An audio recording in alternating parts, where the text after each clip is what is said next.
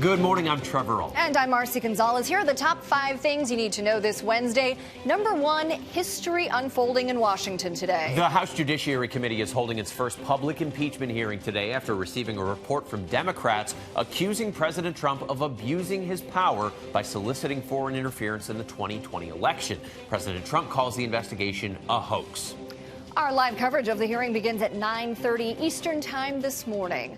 Meanwhile, number 2, the president is meeting with world leaders at the NATO summit in London this morning and will hold a news conference at the same time the impeachment hearing is being held. The president had an uncomfortable meeting with French President Macron yesterday after criticizing Macron's comments about NATO. The Trump administration is also threatening to add tariffs on French imports in response to attacks on U.S. tech companies. And overnight, we saw this moment caught on camera. Macron, along with the Canadian and British prime ministers, laughing as they're overheard appearing to mock President Trump for his lengthy news conference yesterday. Moving on to number 3, some big changes coming at Google. Founders Larry Page and Sergey Brin are stepping down as CEO and president. The duo built the company 20 years ago in a garage. And now it's been a tumultuous few years for the company. Governments around the world have demanded better security, and employees have held massive walkouts over company policies. Number 4, a big controversy in the NBA after a dunk by James Harden of the Rockets last night. Take a look at the video. So the ball goes through the hoop, it gets caught in the net, and it bounces out. So the refs ruled it didn't count, but then the refs later said it should have counted. You can see it goes all the way through. It just flips back around. And this is kind of a big controversy because this game went into double overtime, and the Rockets ended up losing by just 2 points, which is what a dunk counts for, Marcy. Thank you for explaining that to me. Problem. I definitely didn't know. Finally, number 5, a new survey has revealed the average amount of time that we spend watching TV over our lifetimes. It is nearly 79,000 hours. That averages to about 3.5 hours a day. The study was commissioned by LG Electronics and surveyed 2,000 British adults. 3 out of 5 people surveyed said they would be lost without television. That feels a little bit scary. Unless you're watching this on your television, in which case keep watching. You're doing great. Let's exceed 79,000 That's hours. right.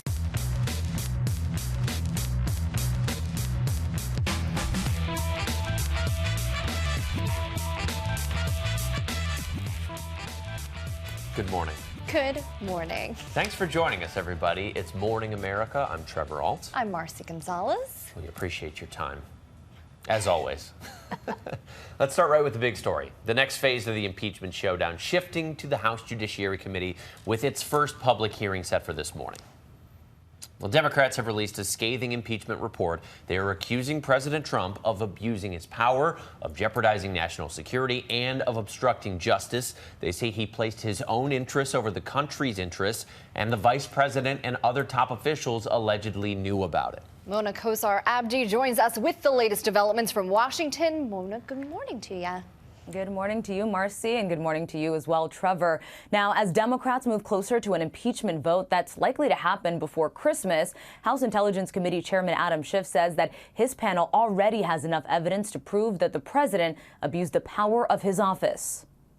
This morning, the impeachment investigation entering a new phase as Democrats prepare to finalize their case against President Trump. Chairman Jerry Nadler, whose Judiciary Committee is in charge of drawing up articles of impeachment, will hold the panel's first hearing today with constitutional experts. Ahead of the hearing, the Intelligence Committee voted along party lines Tuesday to turn over its 300-page report on the findings of their investigation to the Judiciary panel. House Intelligence Chairman Adam Schiff telling reporters following 30 hours of public testimony and 12 witnesses, the Intelligence Committee found the president placed his own personal and political interests above that of the United States. This is not about Ukraine. This is about our democracy. This is about our national security.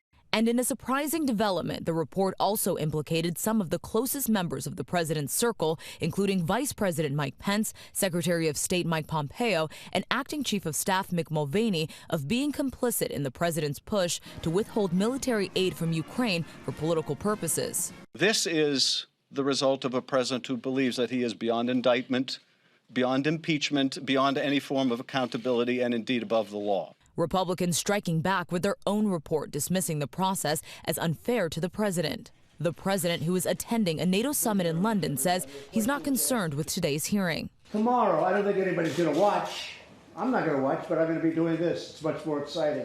The Intelligence Committee report also indicates that the president obstructed Congress by stonewalling efforts to investigate. Now, the president says that he wants his top officials to testify, but not if the impeachment inquiry is a, quote, total fix. Trevor and Marcy. Mona Khosrow-Abdi in Washington. Mona, thank you. Have a good rest of your day. And the president has lost a round in the ongoing fight over his financial records. A federal appeals court has ruled that Deutsche Bank must turn over detailed documents about the president's finances to 2 congressional committees. The president's legal team is likely to appeal that ruling to the Supreme Court. North Korea is threatening the U.S. with an unwelcome Christmas gift. The North has accused the U.S. of stalling nuclear negotiations because of the upcoming presidential elections. The country is giving the U.S. until the end of the year to drop its, quote, hostile policy. On Tuesday, President Trump repeated his hope that Kim Jong-un would get rid of his country's nuclear missile. The Trump administration says some 200,000 Americans without health insurance will be getting HIV prevention drugs for free. Otherwise, the so-called PrEP drugs cost about $20,000 a year in the U.S. Only 40% of U.S. adults have ever been tested for HIV, and few of the people at high risk are receiving the medications that prevent it. Well, now to the biggest name so far to drop out of the race for the White House. Senator Kamala Harris opened her campaign nearly a year ago, hoping to become the first black woman to win the Democratic presidential nomination and beat President Trump. But after an early bump, her campaign struggled and eventually ran out of money. Here's ABC's Lindsay Davis. A campaign that started with so much promise brought to an abrupt end even before the first vote was cast. I'm not a billionaire. I can't fund my own campaign. Senator Kamala Harris, who sought to be the first black female president of the United States, calling the decision one of the hardest of her life. I cannot tell you that I have a path forward if I don't believe I do. She shot to the top tier early, famously taking on Biden for his previous position on mandated busing to integrate schools. There was a little girl in California who was part of the second class to integrate her public schools, and she was bused to school every day. And that little girl was me. But Harris started to plateau in the polls, often struggling to defend her record as a prosecutor. When you had the power, why didn't you try to affect change then? So I'm glad you asked me this question. I made a decision that if I was going to have the ability to reform the system, I would try to do it from the inside. Was I able to get enough done? Absolutely not. Over the weekend, signs the campaign was unraveling. The New York Times obtaining a resignation letter from a Harris aide who said, "I no longer have confidence in our campaign or its leadership." Senator Harris told staffers on Tuesday that she worked around the clock Thanksgiving weekend to try to figure out how to make things work. But ultimately, after doing a campaign audit, she says she simply didn't have the money to move forward. Lindsay Davis, ABC News, New York. Joe Biden, Bernie Sanders, and Cory Booker were among the candidates offering kind words about Harris. But President Trump fired off a sarcastic tweet about her departure, saying, "Too bad, we will miss you, Kamala." And then Harris hit right back, tweeting, "Don't worry, Mr. President, I'll see you at your trial." In other news, Georgetown University is dealing with criminal accusations involving 3 members of its basketball team. They include sexual harassment, assault, and burglary. One of those players is no longer on the team. Georgetown says that's because he intended to transfer to another school. The other 2 players apparently are still on the roster for tonight's game at Oklahoma State. So far, no charges have been filed. Well, a warning this morning about the growing dangers from feral hogs. The pigs were blamed for the gruesome death of a woman in Texas last week, and now experts say such incidents are likely to become more common across the U.S. It's because of milder winters caused by climate change that are helping this population explode.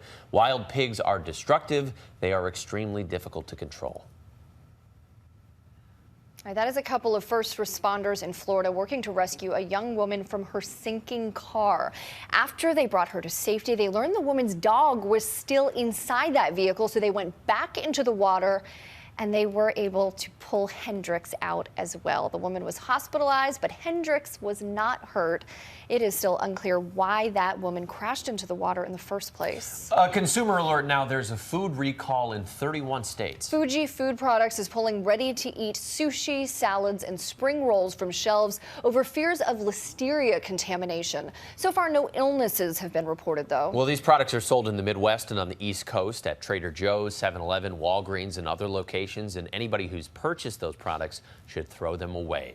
Olympic skier Gus Kenworthy says he's not going to compete for the U.S. in the next Winter Games. Kenworthy will race for Britain if he qualifies for the 2022 Winter Olympics. He's doing it to honor his British mother in what will likely be his final Olympics. Kenworthy was born in Essex. His family moved to America when he was 2 years old. Oh, at least it's honoring his mother. Exactly. You can't disrespect the man for that decision. And it'll probably mean a lot to her. And Maybe especially if he come home with medal. and if he comes home with a medal from her birth country. We're good with it. No harm, no foul, Yeah. Gus Kenworthy. Coming up, the high tensions between allies at the NATO summit. President Trump meeting with more world leaders today. Plus, why visiting an island to see Komodo dragons could cost you. After this. Welcome back. President Trump slammed Democrats as unpatriotic for moving forward with the impeachment proceedings while he's in London for the NATO summit. After being greeted by the Queen at Buckingham Palace, the president is attending a series of bilateral meetings today before heading back to the White House. Following a trip marked by heightened tensions with the French president, we bring in ABC's Karen Travers with the latest. President Trump had some social time in London last night. Tea with Prince Charles, a reception at Buckingham Palace hosted by Queen Elizabeth, and a gathering at 10 Downing Street with British Prime Minister Boris Johnson. But the president kicked off his day with tough talk aimed at French President Emmanuel Macron. Very, very nasty statement. I think that's very insulting to a lot of different forces. The president criticizing Macron's recent comments, questioning the strength of NATO and Macron's diagnosis of NATO's, quote, brain death. But seated next to the French president later, President Trump backed down and talked about his good relationship with Macron. And we intend to make a lot of progress in our next hour, maybe hour and a half. But there are new trade tensions between the U.S. and France. The Trump administration announced last night it is considering placing tariffs on $2.4 billion in French goods, cheese, wine, and luxury handbags, a retaliatory action for the taxes France placed on U.S. tech companies, including Google and Facebook. Because if anyone's going to take advantage of the American companies, it's going to be us. It's not going to be France. And there was also this uncomfortable moment between Trump and Macron when the issue of what to do with ISIS prisoners in Syria came up. They're mostly from Europe. Would you like some nice ISIS fighters? Look, I can give them. if you look at the situation, you can take everyone you want. Let's be serious. It is true that you have foreign fighters coming from Europe, but this is a tiny minority of the overall problem we have in the region. Our thanks to Karen Travers. And now let's go across the pond to Julia McFarlane in the London Bureau for more on the NATO summit. Good morning, Julia.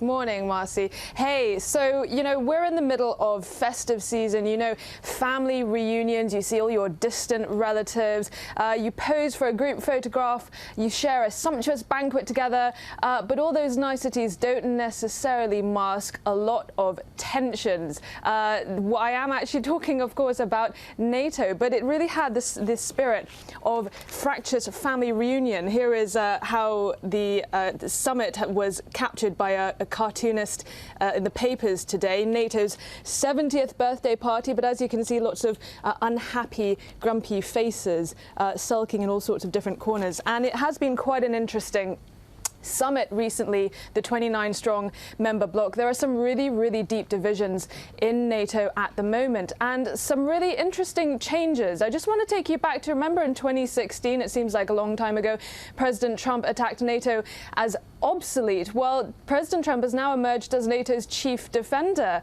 after yesterday and some of the meetings today. He attacked President Macron for a comment he made to The Economist magazine last week that NATO was brain dead. President Trump said that it was an insulting comment by the French president to a lot of forces, and he said, you just can't go around making statements like that about NATO.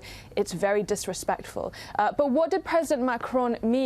Well, President Macron is really taking issue with Turkey. Turkey is, of course, a member of NATO, and recently it had that military intervention into northern Syria against the Kurds, NATO allies in the fight against ISIS. President Macron also raised the issue of Turkey buying air defense systems by the Russians, and he is really echoing a lot of NATO members' unease about that, about how it could expose NATO military hardware, fighter jets, with having a Russian air defense system inside that military alliance. So there's a lot of unease between the members there. But President Trump can take a victory that he has managed to actually get a lot of European member states to up their contributions to their defense budgets. That's part of a NATO requirement. That's something that he has been asking for a long time.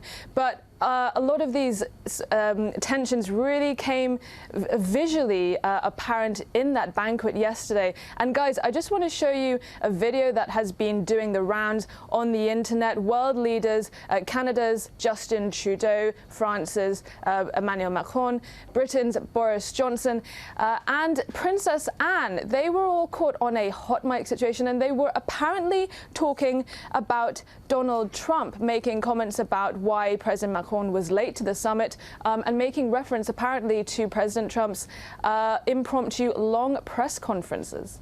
There was something oddly humanizing about that moment. It was like, even though these are some of the most powerful people in the world, still watching them break away to share some hot gossip about the other person of the group. On the sidelines of any dinner party or gathering like that. And another thing that's getting quite a lot of attention is Princess Anne in another video where President Trump and the First Lady were greeting the Queen and Prince Charles. The Queen is seen to sort of call to Princess Anne, who's just in the corner, who's not really in the conversation. She appears to call Princess Anne, who then looks to her mother and then shrugs. Missed that moment. There's so many little things going on There's there. a lot going on at this NATO summit, Yeah. Julia. While we have you, we also want to ask about what's going on in Indonesia. The government wants to charge tourists $1,000 because the islands have Komodo dragons. What's going on there? Yeah, guys, this is really funny, and not to make this story all about me, but my little brother actually did go to the Komodo Island only a couple of months ago to do that exact thing. Here is a photo that he took of a Komodo dragon. He got scary, very terrifyingly close to these huge lizards. He and a couple of friends were traveling to Labuan Bajo, Flores, Red Island. These islands, which are home to these huge beasts, President Joko Widodo is considering raising fees for tourists to go and see these Komodo dragons. He's talking with the regional authorities there. They're thinking about charging tourists $1,000 each to see these lizards. Now, it's interesting because when my brother was there a couple of months ago, he thought that he might be one of the last tourists to go for a year, because back then the talk was that the Indonesians would close the whole of Komodo Island and some of the other islands to tourism completely for at least a year, to help the island bring back some of its, just to gain back some of its conservation.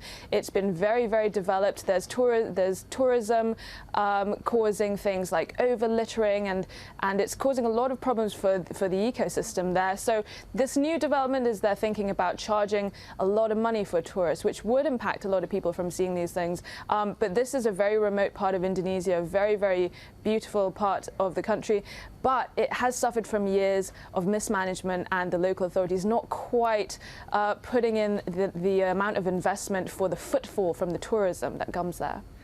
It's really interesting because I feel like Instagram also has an impact on the tourism in a lot of these areas. People just want to get that Instagram shot, and so are traveling to some of these destinations that are now becoming so overwhelmed with tourists, and it's having an impact like that.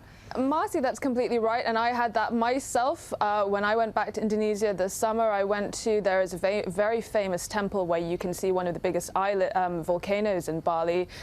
It's something that people love taking Instagram photos of, but what you don't see in those Instagram photos is the line of hundreds of people, literally hundreds of people, and you can be expected to spend hours in queue just for that Instagram shot. I had the same experience in Bali. I know exactly what you're talking about. I don't really travel a lot, but I believe both of your stories. Julia McFarlane over in London. Julia, always appreciate your time. Have a great Guys, day. thanks. All right, let's check our notifications. We're going to start with a record-shattering slam dunk. This is from 13,000 feet in the air above Arizona. Globetrotter Hammer Harrison bringing the hammer. This is the highest ever slam dunk ever. Pretty good. Unbelievable. That is a new world record. And we have another one for you guys. Some guys just drove from New York City to Los Angeles, and get this, 27 hours and 25 minutes. It's called the Cannonball Run, and the guys made the legendary 2,800-mile trek in a modified Mercedes-Benz sedan. They left after midnight from NYC. Their average speed was 103 miles an hour. They've reached a top speed of 193 miles an hour at an undisclosed location. Right. Kind of want to keep that one quiet, right? They used thermal imaging, Waze, and 18 different scout vehicles to keep a lookout for cops. This was an elaborate operation. It sure was. You just don't want to deal with that 193-mile-an-hour speeding ticket. Ugh. Well, somebody in Arizona bought a winning lottery ticket worth $14.6 million, and then they never claimed the prize, and now it's too late. That ticket was sold on June 5th in Goodyear, Arizona.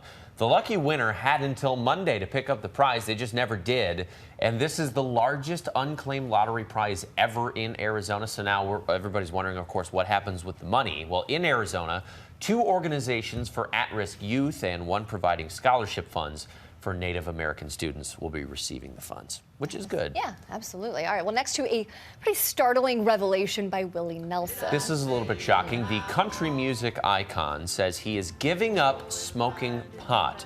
The 86-year-old reportedly told a local TV station, quote, "I have abused my lungs quite a bit in the past, so breathing is a little more difficult these days, and I have to be careful." But he is not quitting cannabis cold turkey. He says he's still vaping, he's using edibles.